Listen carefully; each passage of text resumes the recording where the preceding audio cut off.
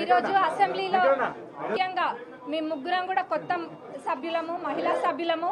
మరి అదన్నీ చూసి మేము ఏం నేర్చుకోవాలో మాకు అర్థం కావట్లేదు.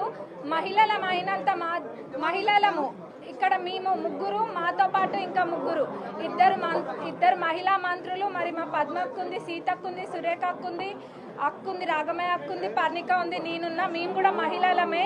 మరి లోపల అట్లేమైనా కనుక జరిగితే యాజ్ ఉమెన్స్ మేము కూడా దానికి అగేనెస్ట్గానే ఉంటాం. కానీ అక్కడ వక్రీకరించి చెప్తున్నంతగా ఏం జరగలేదు. కానీ ఆడ ఎవరి పేరు కూడా పెట్టలేదు ఫస్ట్. కానీ ఏదో సభను తప్పుదోవ పట్టియానికి, లేనిపోని గోల చేయనికి తప్ప ఆడ ఏం కనిపించట్లేదు మాకు. అట్లా చేసేటోళ్ళు అయితే మొదల ఒక్కటి గుర్తుంచుకోవాలి అందరు కూడా. మా చిన్నప్పుడు అది అయినా మాకు గుర్తుంది బాగానే.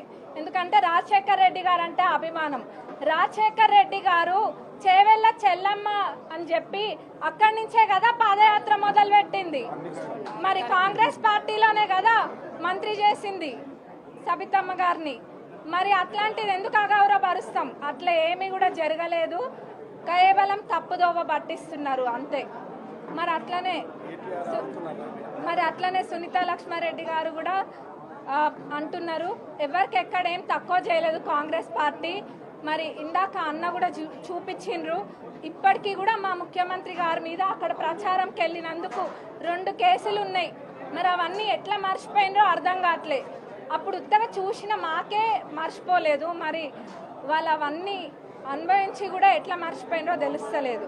ఇప్పుడు కొత్తగా వచ్చిన వాళ్ళకి ఏదైనా మంచిగా 2 మాటలు నేర్పాలి. కానీ ఇట్లాంటివి నేర్పిస్తే రేపటి నాడు అందరూ కూడా వీటిని ఖండిస్తారు.